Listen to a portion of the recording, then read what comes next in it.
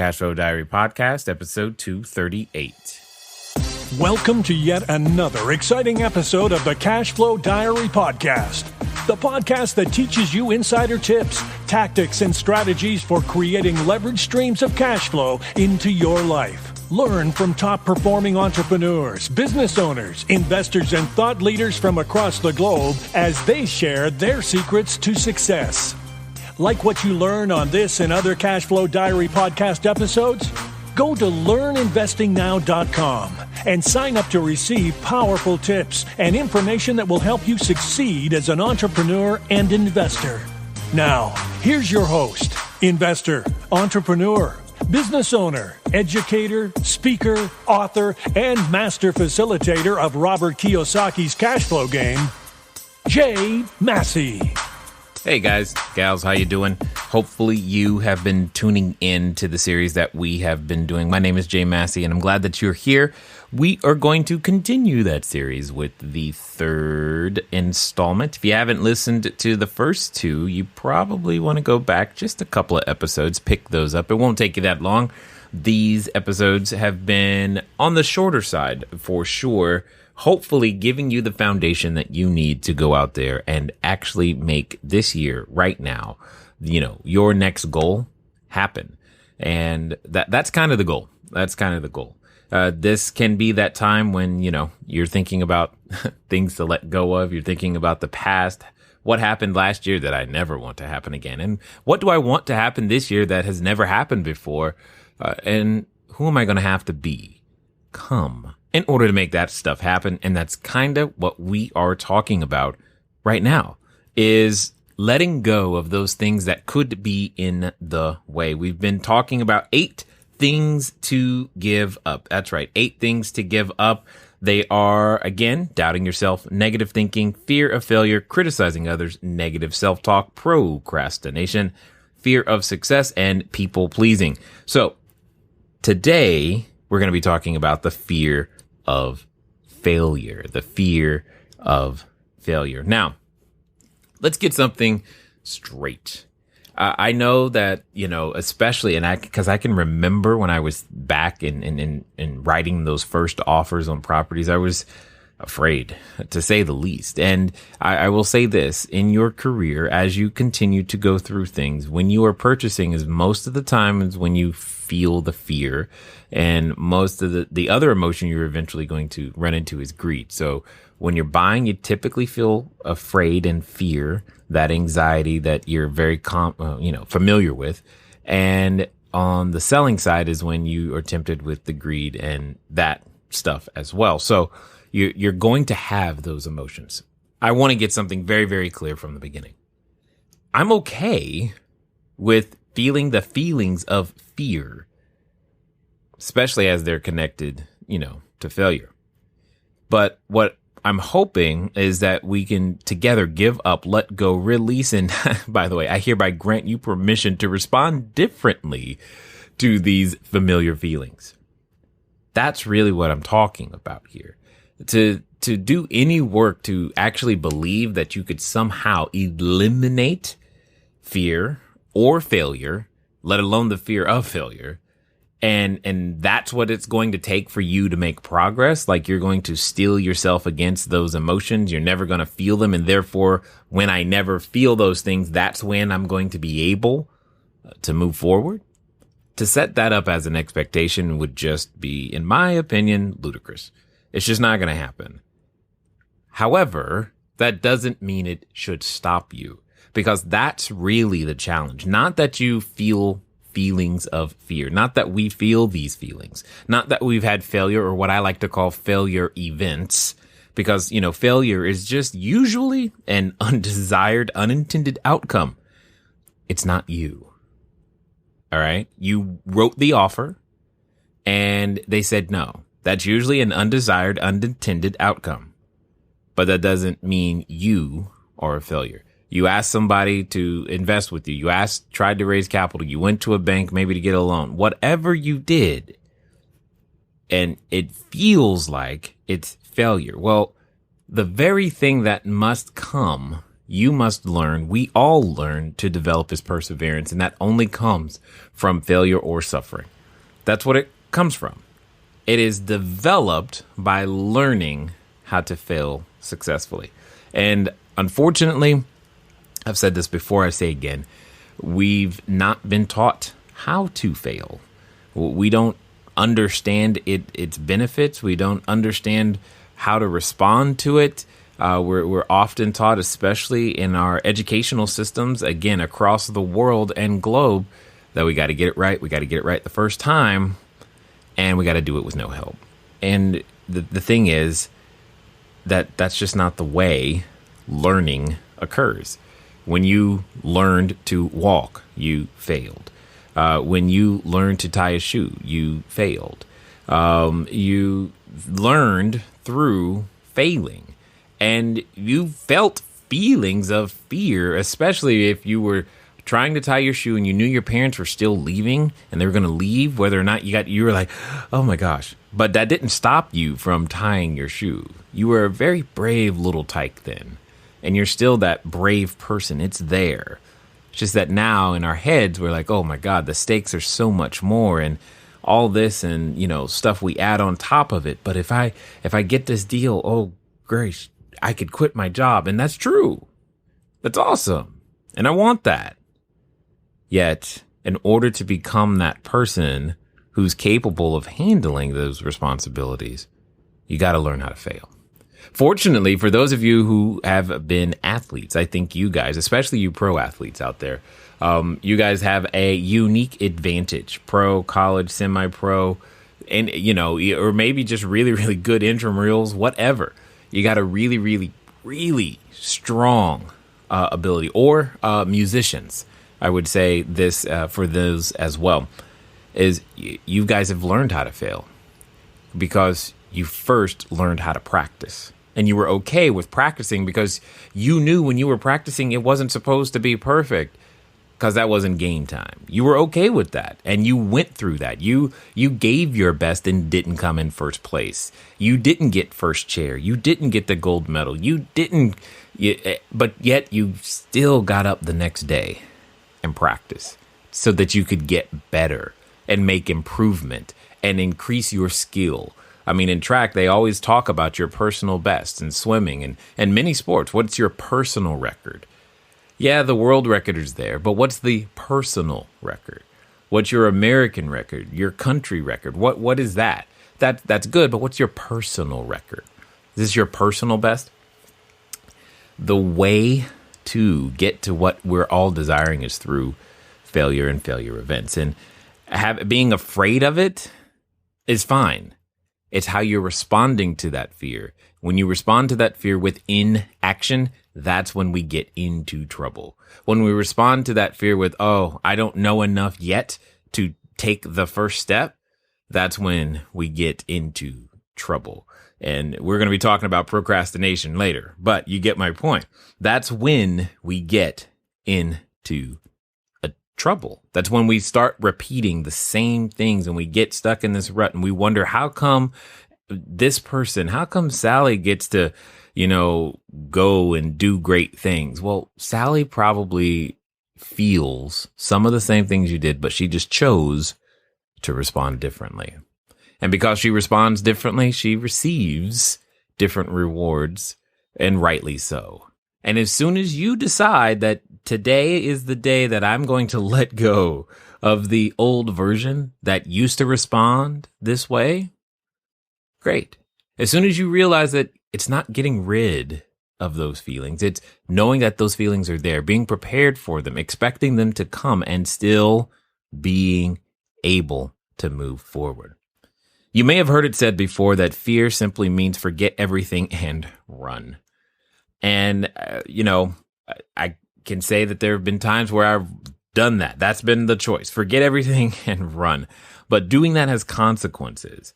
And one of those is, at the end of the day, when you're on that final deathbed or you're nearing the end of your life, you won't know what would have happened. And I think that would be torturous. In fact, a friend of mine once said that a definition of hell is to meet the person you could have been. I'm like, that's a guy. I don't want to meet that guy. I just want to be that guy, right? I want to give it a try. I don't like not knowing. Well, what if I would have tried this? I wonder what would have happened. Typically, when I have that thought, you can best believe in the not too distant future, I'm beginning to formulate a way to go find out. I want to know, like, what if, I did write an offer for a commercial building? What would happen? I wonder. What if, I get an apartment complex? What would happen? Well, there's only one way I'm going to know. I can guess. I can try to get it perfect and, before I start, but that's not going to happen. So I might as well just start. And, if you've ever taken the Colby test ever, there's one of the values is called quick start. And I'm guessing you can figure out which one of those, what kind of score I got right there, because it's like off the charts right there. But that's how I attack things, primarily because I don't want to wonder. I just don't want to wonder. What if? And that's it's just part of who I've become, who I've learned to be.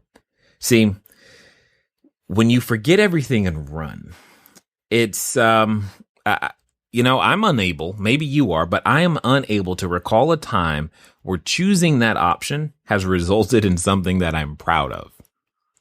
I can't think of a time where, I just forgot everything and ran this other direction because I was just afraid.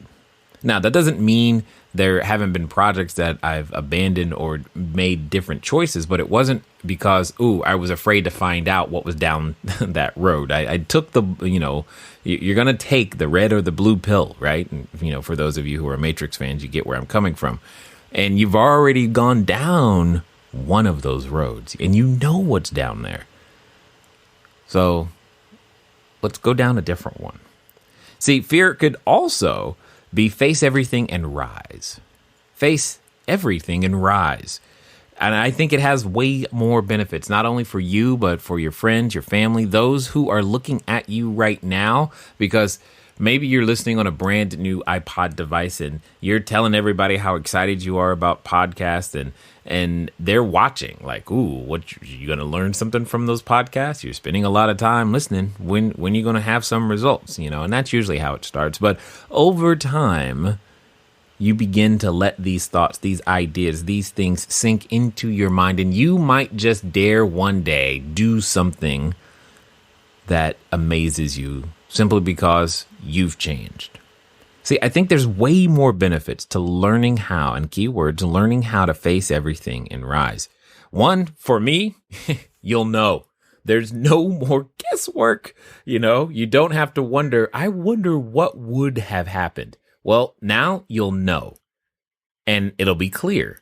It'll be clear for you and everyone else around you. There will be no mystery whatsoever about, hey, if I wonder what would have happened if I would have just asked one more person, one more seller, one more buyer, if I would have just had one more cash flow game, if I would have just went to one more networking event, or if I just would have figured out that one new skill that was required and in my way. For me, that's one of the biggest benefits, is that you will know. Now, this does not mean, nor does it guarantee, that you're going to like what you find out. So hopefully you're okay with that part. But you'll know. You may not like what you find out. You may go out there and realize that you're absolutely horrible at public speaking. You're absolutely horrible at sales. You're absolutely horrible at all of the skill sets required for you to make your dream come true. But guess what? That's okay. Everybody starts there. No one was like born, poof, perfect, ready, finished product. That just means now you know where you're starting from. And that's great. Another benefit that I think about when you face everything and rise is you have a guaranteed learning experience. You may not have a guarantee for the result you're after, okay? Indeed, you don't. But you have a guaranteed learning experience. Regardless of what happens, you're going to learn so much about you. And The thing that isn't guaranteed, though, is how much you're actually going to learn. In fact, I believe very strongly in wins, you learn less. And you can often be made weak and vulnerable by winning a whole bunch, and especially early, because there are things you just don't know that you don't know, and you think you actually know, and then you find out another way. Because see, when you win from the beginning, yeah, okay, everything worked, but why? Because see, one day it may not work, and you find yourself living in fear of it breaking or going away. You're like, it's working, but I don't know why, and I'm just afraid it's going to go away one day. Boom, done. You could actually be unsure of how to get it back if it did disappear. You're just not calm. You can't respond to marketplace conditions, and you're just like, if it goes away, I'm done. Because I don't know how to build it back. I don't know what steps to do. Step 1, step 2, step 3, step 4, and winning can be a challenge from that particular perspective. See, I believe strongly that learning from losses improves your future chances at not only winning once, but winning consistently. And, guys, we talk about all forms of cash flow around here, right? Obviously, we do real estate, but you guys have probably figured out by now that we have membership and we do online stuff. And that wasn't something I grew up one day saying, hey, I'm going to, help people online. I didn't know that. And here's the thing I will say is that regardless of your business, whether it is real estate, dry cleaners, bed and breakfast, music, I don't care.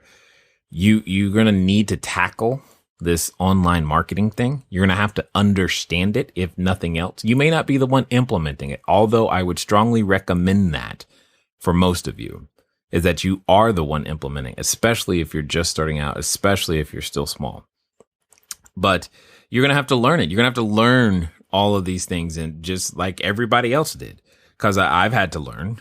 And I mean, I was like, what's an opt-in page? And I remember some of my first ones, if they barely got a 20% conversion ratio. For those of you who don't know, that's not really good.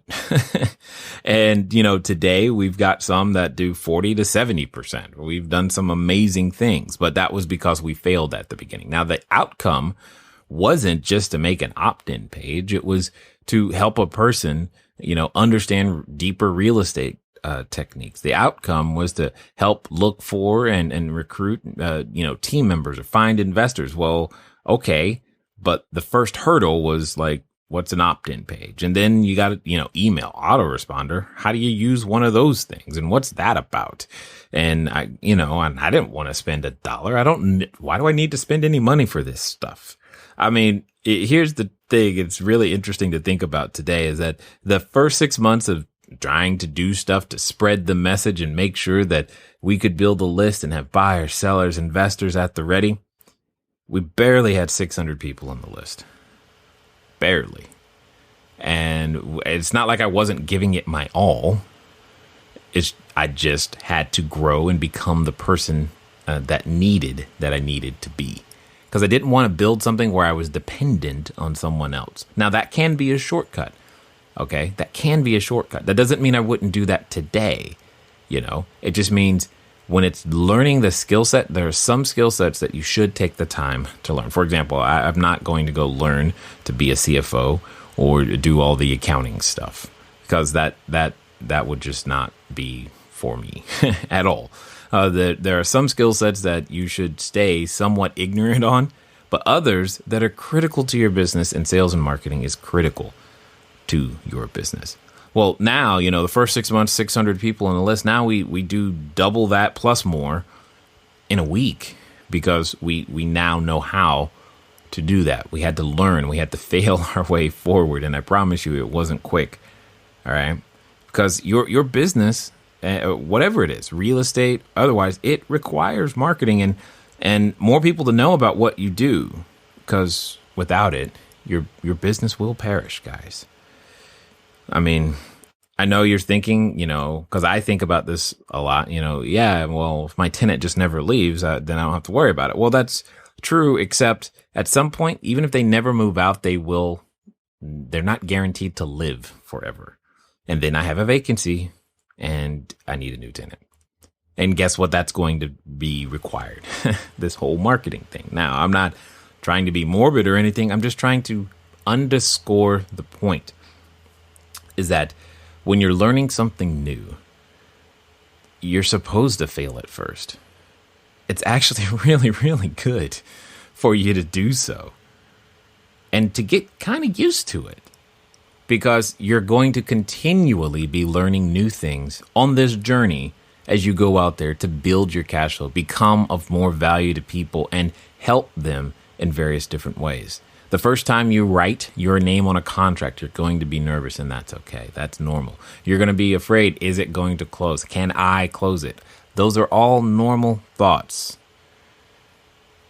I'm just telling you, those feelings, they're not really going to go away. You're going to consistently feel them.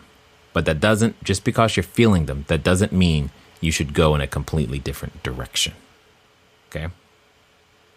You know, there was a mentor of mine, Jim Rohn. Many of you may know him. He said something to the effect that not to strive to have $1 million or be a millionaire because you want the $1 million, but to do it because of who it'll make of you, what it'll make of you along the way. And failure is what shapes us. It's what makes us into who we are. Yes, the wins are important, but being afraid of the very thing, running in the opposite direction, forgetting everything and running in the opposite direction of the very tool that nature intended for you and I to become useful is counterproductive. So with all that, I'm going to share with you an exercise that I found helpful, and I think you'll find it helpful too. Because see, those you respect or admire have the same feelings just like you. They are human. Hello. They don't get a get out of jail free card on these things.